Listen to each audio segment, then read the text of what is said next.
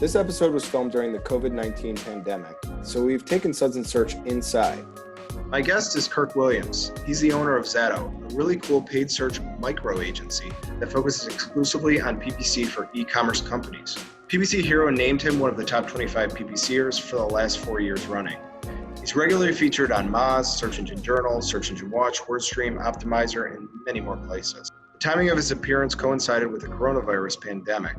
The day before we filmed, Google had a major announcement on shopping ads, and I'll be asking Kirk some questions about a post he just wrote covering the topic. We talk about the fundamentals of running shopping ads, the role of automation, and the impact of voice search on shopping ads. All right, hi Kirk, how you doing? Good, thank you. Welcome to Suds and Search. Yeah, I'm really happy to have you on. You're coming to us from Montana, is that right? Yeah, I'm in Billings, Montana. Yep, way up there. Well, thanks so much for doing this. It's really a pleasure to have you on, and the timing is good too. So one thing I want to tell people right off the bat is 1 week point of mine are shopping ads. So I'm going to be learning with them. So if my questions are a little bit of a noob, question, I apologize, but we've got the right guest to take us through it. One of the things that I wanted to get right out of the gate is that we're filming this during the coronavirus pandemic, and they just made an announcement about shopping ads that you've been writing a lot about. The announcement makes it seem like shopping ads are going to be free, but there's a little bit of a catch that you point out. Can you kind of go through what this announcement's about and what they're doing for for retail businesses? Yeah, definitely. Yeah, I was reading some articles, TechCrunch and stuff like that, and it definitely makes it sound like, shopping ads are now completely free and oh my goodness, it's great.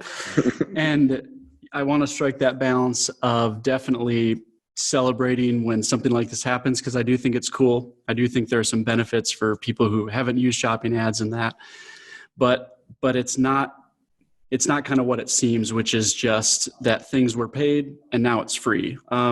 So basically what's happened is with shopping ads, product listing ads, Google Shopping, they've been named a lot of different things over the years. So those primarily show on a number of Google properties. So they even now are showing on like YouTube and like the image tab and stuff like that. But primarily they show on SERPs, search engine result pages. That's kind of like google.com. You search for a product and those little shopping ads will appear. Or they do have the shopping tab. And so, if you're searching and you click the little shopping tab and all of a sudden it goes into kind of like a marketplace type experience like Amazon, which is kind of what Google's pushing for, especially as they develop things like shopping actions, stuff like that. They really want to go against Amazon. And I note that because I do think that's part of what's going on here. But what Google has done is they have taken that shopping tab, so not the Google SERPs, right, but just that shopping tab. That's a big distinction, yeah. That's a pretty big distinction, right? And they have said, hey, we're going to actually show a lot of these listings. It sounds like kind of in the middle, right? There's still going to be ads at the top and at the bottom, and then kind of the in between. Those are going to be free from now on, which is great. So I also want to be careful not. I'm not trying to be super negative. I'm not trying to cast aspersions. That's great. I am happy. I do think it's going to get some especially some SMBs and that in. The reason why some of us are a little like, yeah, hey, let's at least, treat this honestly like what it is Google has never, ever, to my knowledge, I've asked a lot of people this. I've noticed, right? Yeah. No one that I've ever heard of has ever said, oh yeah, here's a study done, or here's data received. It's more like, these kind of deep connections, like, yeah, this Google rep is talking to a Google shopping person and they said this, and it's kind of these he said, she said type of things.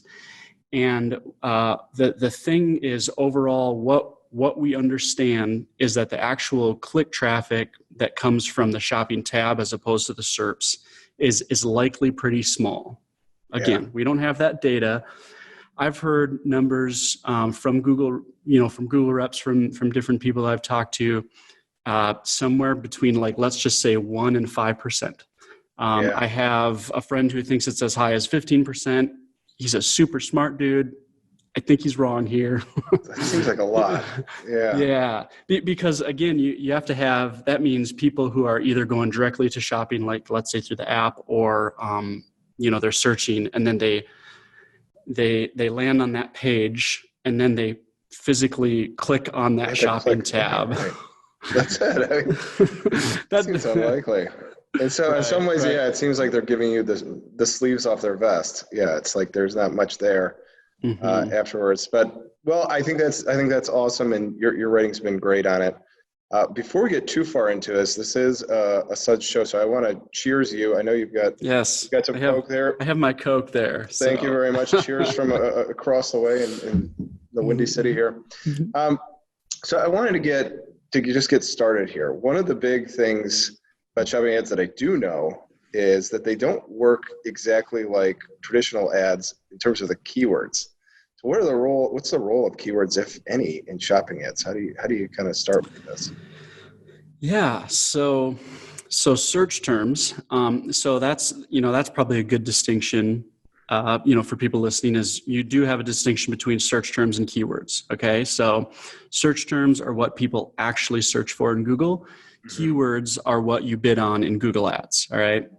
So search terms are definitely a vital part of shopping ads, because shopping ads are in the search ecosystem, meaning, people are still going to Google. They're typing, like I'm a huge Star Wars guy, and I'm a huge Lego fan. So usually if I'm in my office, I have like my Lego Star Wars sets behind me. But so like, let's say I want to, buy a $700 Lego Millennium Falcon set, which I would love. I search for that, and then those little shopping ads that pop up, I've still entered a search query. I've still said, buy the coolest Lego set ever, right? Yeah. And so that's still what's firing those shopping ads. The difference is that unlike search, you can't specifically say, there are kind of some hack ways around it, but you can't say, I want to target specifically Lego Millennium Falcon set. Kind of like you can with search ads. So kind of those search terms are still pretty important. They still show intent. They still show buying intent. There's still some value in that. And yet it is a little different in terms of how you're bidding and how you're targeting things. So if you ran like a search term report, and you get all the keywords that actually triggered my shopping ad, could I create a list of negatives? Like if I see a bunch of stuff in there that I don't want, and that would be a really good use of keywords for you. So, okay. Yeah. So, I mean, there have been a lot of shopping changes over the past like 12 months, a lot, and kind of a lot of big ones. Smart shopping is its own kind of entity. If you've heard of that. Yeah, I plan to ask you about it. Right. Yeah. So we should talk about that. But kind of, let's just say for right now, kind of that traditional standard shopping, what you can do is like kind of this query filtering type thing where you're using priority settings in the campaigns. Exactly what you said is you can say, hey, for a campaign up here, let's exclude these valuable keywords from that campaign. That's going to force those into the next level. And then all of the kind of the generic, maybe top of funnel stuff like that, you can leave in that top campaign level, bid fairly low, preserve budget, and then push those valuable queries down to that next level.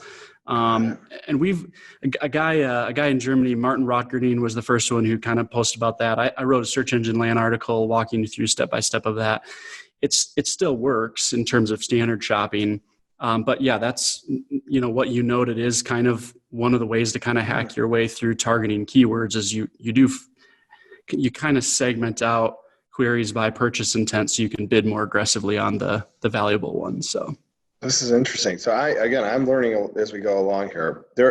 As I understand, there are like three main places where somebody like you would work every day, which is the feed itself, the feed that's either created by a developer or by, if it's not that many products, and a person like yourself could create them. Then there's a Google Merchant Center, which I don't spend any time in, so I could use some information. And then it operates much like Google Ads, right? You just have the same sort of reporting and ways to extract information. I guess it's a really broad question, but at each of those stages, where do you find that you guys are intimately involved, and where is it sort of, we can kind of churn this out pretty quickly? Mm-hmm. Yeah. So, so the feed itself, like you said, that kind of depends a lot on, so we have clients, some people who are going to be brands in-house, whatever the specific needs are and capabilities for those clients as well. So there's like third-party feed solutions like a Feednomics or a GoDaddy feed or whatever. You can, grab feeds directly from apps within like Shopify, whatever it might be. But typically on the feed side, there's some level of somewhat intensive stuff in the beginning because you're setting it up, wanting to make sure it's optimized well. And so you'll do work ongoing in a feed, but a lot of that initial work in a feed itself is kind of going to be in the beginning when you first set it up. Makes sense. Yeah. Front heavy. And this is just spreadsheet work, right? There's nothing more to it than that, right? You're just kind of knocking out large spreadsheets and making sure your title looks good and your description is good and your image is good. Is that more or less right? It is, yeah. I think that's the easiest way to think of it. I mean, obviously then the format of the feed based on how it's submitted, you can submit through API. So directly, just a direct connection. That's what, let's say, we have clients on Shopify where we might use, an app with Shopify where we have control there within Shopify to edit titles and things, but that's all connected API. So in that way, we're not touching a spreadsheet. It's directly within an app itself. Those are kind of nice with that. Or so especially if like someone's listening and wants to give shopping a try and you don't have that many products, you can very, very easily within Google Merchant Center, just go in and create a feed using a Google spreadsheet. And then literally there's even like templates and stuff and literally just like fill in the data for your 10 products and like be up. This is a really very good, simple. Yeah, really good segue for me then, because I understand the feed at least at a basic level.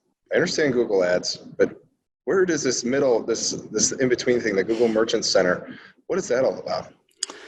Yeah, so Merchant Center is like the processing unit. So Merchant Center takes your feed data and says, "Yep, this looks good," or "Yep, this is how it needs to look," and then kind of compiles all that, make sure that you're shipping your tax. It's kind of taking everything about your business and getting it all prepped, so then it can translate into the Google sphere of things. So I've actually in the past kind of wondered if Merchant Center would go away and, we'd get more directly. They've actually been doing more and more work to overhaul Merchant Center. And in some ways we've actually seen it become more valuable. So, yeah. But yeah, it's like the processor of, makes sense. Yeah. Of the data. And that's where like disapprovals, things like that, that's where they'll communicate to you, hey, your pricing is mismatched here and you got to fix that. Here's a warning. You can get too many warnings to get your account banned. So kind of all that stuff happens there. Then Google Ads is where you actually say, hey, we got all the data figured out. Now we just want to start placing these ads. Yeah, that makes perfect sense. All right. So thank you for taking me through the basics. So now I've got my thing set up. This just occurred to me. How do you overcome a problem, which is, what if my price is higher than normal? Like how do you even overcome how is price not just the number one driver of all of that? So make sure I understand your question. Like, are you saying if your price changes, you want to make sure it's reflected, or are you asking if your price is more expensive than like? I'm sorry. Yeah, if I'm selling the same Lego set you mentioned, and my price is 10% higher than the other people on the results page, do I even have a prayer? Is there any way to overcome that kind of an issue, or does price drive everything? So the quick and overly simplified answer is no, you don't have a prayer. Yes, price drives everything. The nuanced answer is, yeah, I mean, we will see I mean, that's times how things works, right? Let's say you have 5 advertisers, 4 of them are like these no-name brands, and maybe they have some bad reviews and things like that. Okay. And then one of them is Amazon, right? Right. And the price is $10 more for a $300 Lego set. I mean, and that's, probably how you and I sometimes think in shopping, like, yeah, that $10 might kind of convince us it's better to trust it, things like that. So that's where I say there's somewhat of a nuance there if you have a real strong brand, if whatever it might be. That being said, price, so Google Shopping falls into the CSE category, which is comparison shopping engine. Mm-hmm. And that's especially kind of how it started back in the days when we were running things on like Nextag and, Google Shopping and all those. And so definitely like the vast majority of what someone is kind of at a glance comparing is price. And so right. that certainly weighs heavily into it. One thing that Google added I think it was in the last year here, that's been super awesome is they have added price benchmarks into your Google Ads columns. That's cool. So, yeah. So you can see where you're at in terms of pricing, kind of in a percentage. And you can even set bids according to that. And I don't know, another weak point is Amazon, but that sounds a lot like how Amazon does things, where it's like you better have a good price or else you're in big trouble. Mm-hmm. All right, so then there's this, I think you talk about a lot, which is the role of automation in shopping ads and how that works. And you've done a presentation recently on smart shopping campaigns. Are we using the acronym SSCs? Is that right? I know everything has to have a 3-letter acronym in our industry, so I'm not sure if that's adopted one or not. It's funny you asked that. Google calls it SSC, and I'll usually call it that when I'm like communicating with Google, and I'll throw it in blog posts and stuff. I've not really heard other advertisers saying SSC, oddly enough. So I usually call it smart shopping, but I like the acronym. They're all right, so quicker. So what is that different then? So there's SSC, and then there is just standard shopping, right? Those are the two. And how are they different? In again, it could be a lot there, but start to unpack that for me. Yeah, there is a lot, but there's a lot, but it all kind of is just simplified into the fact that SSC, smart shopping, is very, very automated. And so kind of in every way, shape, and form, smart shopping is really allowing the Google system to set bids, find the audiences who are most likely to convert. So Google will place your ads in a smart shopping campaign. They'll place your ads on any of their properties: YouTube, display, Gmail, search. And they are opening that up to Discover as well. I've heard at some time in the near future. And so you basically, you can give them a target ROAS, return on ad spend, profitability goal if you want. Don't have to, not required.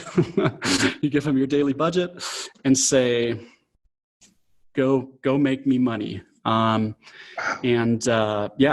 where kind of standard shopping does have a little bit more of those traditional Google Ads levers, you can set audiences, different bids, bid modifiers, audiences, day parting, things like that. Smart shopping, it's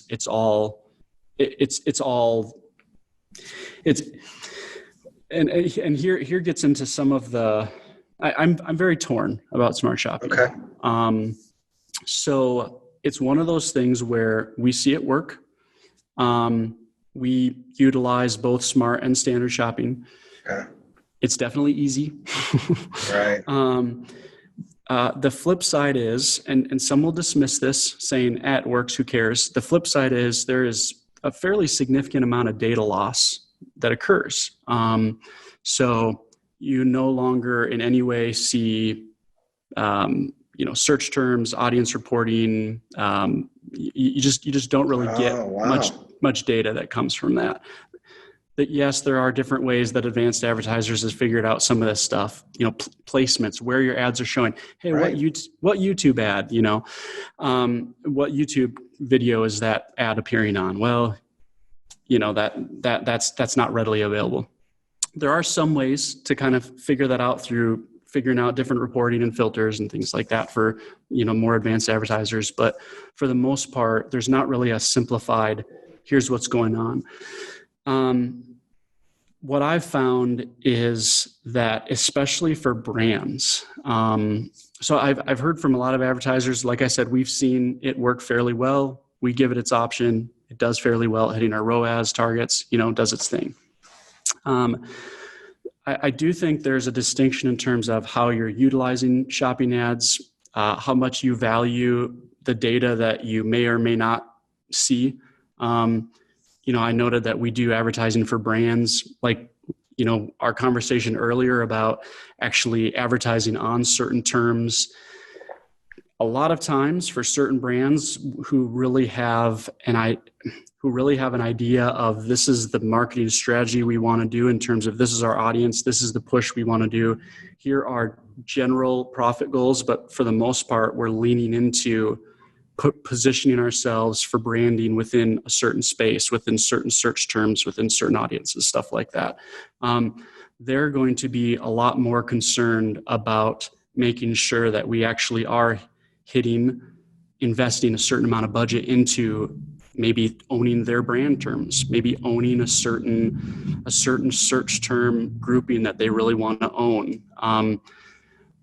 There's kind of more control because of the brand aspect about that they do require, that we found than Smart Shopping gives, than just kind of a running to profit at any cost is worth. Got it. So that's part of what helps us choose kind of which route we go down, and we're usually testing all of the above. So I like that approach. Yeah, it's interesting. You could set a ROAS.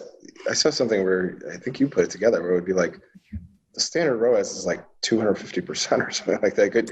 What keeps you from being like, or 200%? Yeah. Mm-hmm. What keeps you from just being like, I want to target ROAS of 500%? Just you wouldn't see any traffic, or is that the idea? Well, and this is some of what bugs me about Smart Shopping is, like, I've found that I will set a ROAS and sometimes, like, it will beat that ROAS, like, soundly. I'll set a ROAS for 500 and it's getting like 800. And I'm like, cool, okay. Yeah. But now we want to maybe slow it down a bit, or maybe we want to increase it. So then I'll say, hey, it's getting an 800. I have it 500. I actually am going to increase budget. And then, like, I want to pull back my ROAS, because if you want to push automation like that, I would maybe decrease my ROAS from 500 to 400 or something, right? Because that's telling the machine to go more aggressive. Sure. And so then you might do that. You might be like, okay, machine, go more aggressive, and like nothing will happen. And and like, there's no more expense really in a day. And then you're still getting 800. And you're like, hey, I'm not complaining about profit. We're just trying to get more aggressive. We change the one thing we can. Nothing's changing. Now what do I do? So that's some of the complexity of it. I suppose a Google engineer would say, well, hey, we're reading the system. There's nothing more to be had. Be happy. Wow, really interesting.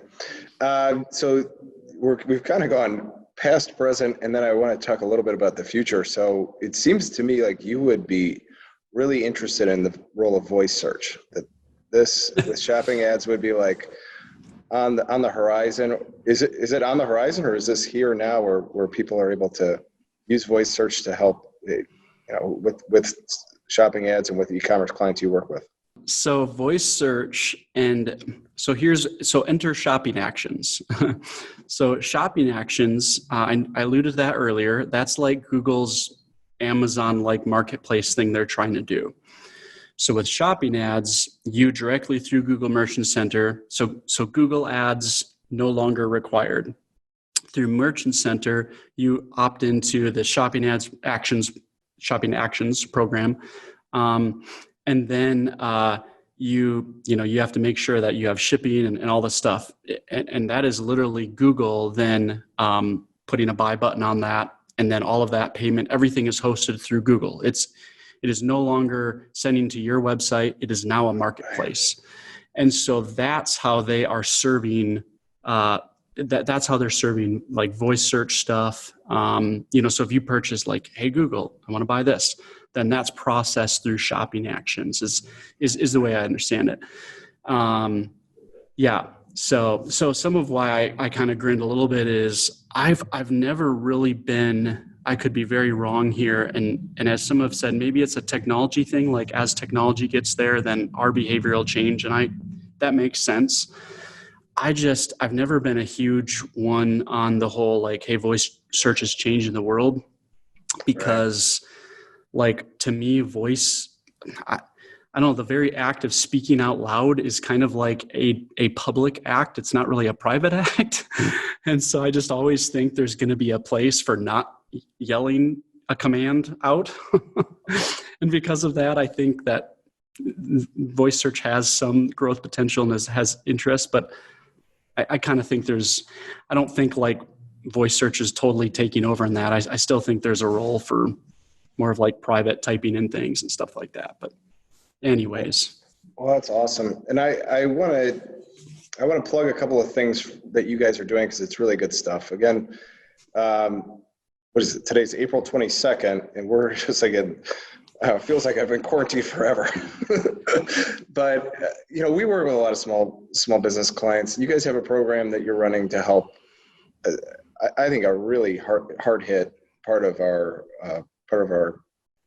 economy, SMBs. Can you tell us a little bit about it and how it would work? Yeah, definitely.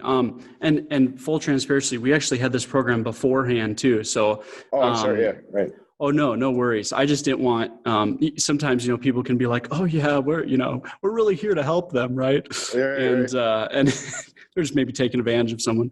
No, we've had this program, and I think it's one of those things where it actually works really well for the need right now, which is, we've just seen kind of a hole in the market for really great PPC management for really small budgets. And a lot of that frankly makes sense, because as a PPC professional, I found that you do need to invest a certain amount of energy and time and tools and expense really of your own expense into something to make it good. And sometimes that just doesn't always mesh with a small client, and it kind of stinks. And so what we've really tried to do is started to say, hey, there's a lot of machine learning and automation improvements that we've seen, and there's a lot of good there with automated bidding and this stuff that just hasn't been there in my opinion in the past. And so how can we figure out as much process as we can, and then utilize as much kind of human oversight of machines, and do that the best, so that we can really lock our process down, so we can afford to have really low rates for like the small people out there. And so, yeah, that's kind of what spawned the small budgets account program that we have, which is our effort to be able to provide good PPC management for clients who wouldn't normally be able to afford just a focused Google Ads agency. That's awesome. Well, I think that's a great service you're offering. You have one other thing where you'll work with marketing teams for brands. You'll work alongside them. How does this work, and how do people, before I get too far down the road, how do people get in touch with you so they can take advantage of these great services? Yeah, definitely. So I'm just PPC Kirk. So I'm, LinkedIn, Twitter, Facebook, like literally everywhere. PPC Kirk. So that's how you can find me. Zato, though, Zato is the name of my agency, zatomarketing.com. And we have those programs on our website. Yeah. So that one you noted is our shopping ads program. So if you can't tell, that's definitely a passion of mine and our teams here. We just, I love shopping ads. And so we identified, hey, we can come alongside, and we found, especially with brands, that a lot of times they'll have someone who's really good at paid social and really good at paid search, and they have a programmatic display stuff going and all this stuff. And then they don't really know exactly what to do with the shopping ads thing. And so it's kind of like lumped in as an afterthought to some paid search, agency or whatever, who just basically has a campaign running and they turn away, right? And so we come in and just try to, affordably offer like we just run shopping ads for you alongside your team. We're not trying to take over paid search from your team. We're just trying to come in and do great work with shopping ads. And we've really found success with brands doing that and hoping to find some more. So that's a great service as well. So let's wrap it there. Kirk, thank you so much for coming on Suds and Search. I think I learned a lot about shopping ads, and I think everybody else will too. I hope when things clear up, I can see you at one of these conferences and pick your brain a little bit more. Yeah, definitely. Thanks for having me, Mark. Appreciate it. All right. Cheers, Kirk. I'll see you around, and have a good rest of your day. All right. Yeah, you as well. Thanks.